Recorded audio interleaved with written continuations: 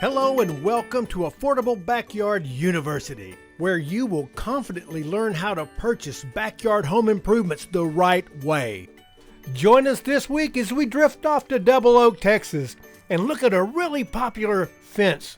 It's kind of country, it's kind of rock and roll. Oh, that's an old stupid song, but it is. And all that's next on Affordable Backyard University.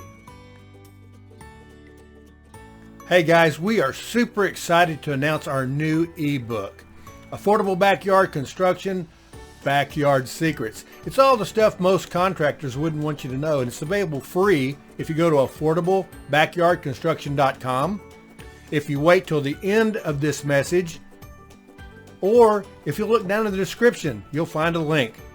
Thanks a lot and hope you enjoy it. The family had really two requests. They wanted a fence that kind of looked like a farm fence, but would keep their little dogs in. And they wanted the longevity that using steel posts instead of wood posts would make. So we combined Western red cedar and galvanized steel, and here's what we got. So let's talk about the bones of the fence first, and then we'll talk about those special gates you saw in that other picture. The posts are 2 3/8 inch galvanized 0.95 wall thickness, thick-walled steel posts. They're 8 feet apart. They're 2 foot deep in the ground with maximizer concrete and about 3/4 of a bag on each one of them. They're not going to go anywhere. Along the bottom of the ground is a kickboard you can see on the back side. Above that are 3 2x6 horizontal rails. And then we've got 1x4s that hide the posts. These people also chose a black post so it wouldn't show as much. I don't know how much good that really was since you had silver post caps. But the fence mesh is silver too, and that's standard, no climb, horse wire. You see it all the time. Let's talk about the double gate first. Those are 2 4-foot doors basically, but you see those are 4x4 steel gate posts. Those are 7-inch grease zerted heavy gate hinges. That gate is never going to sag, it's never going to drag, and it's never going to go anywhere. Here's that same gate from the front, and you can see how it's supported, yet it still has that country look about it. You can crash your truck through this one. Here's a shot of the little 4-foot walk-through gate. It's built the same way. You can see that heavy gate post on the left side where the hinges go. I'll show you the back side in just a second. Now you can see the back side of that gate.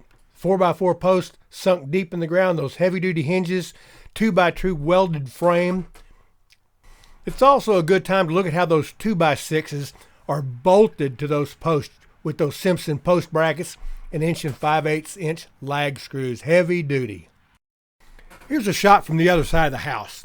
Now the one drawback to using the metal poles is you don't have the flexibility to change the angles of those rails.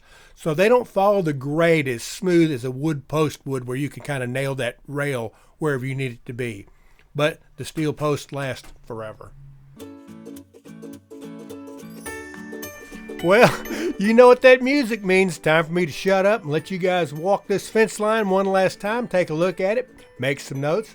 You can always ask questions if you want in the comments in the description below and all that. All in all, this is a fence well built. Family's really happy. It'll last forever. The dogs aren't going anywhere. It's a win-win, as Charlie Sheen used to say in that show I thought was so funny. Anyway, till next week, Affordable Backyard Construction University is down the road from Double Oak, Texas.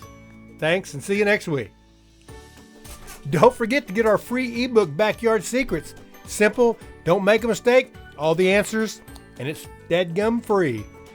Go look at some more videos too. We love it when you do that.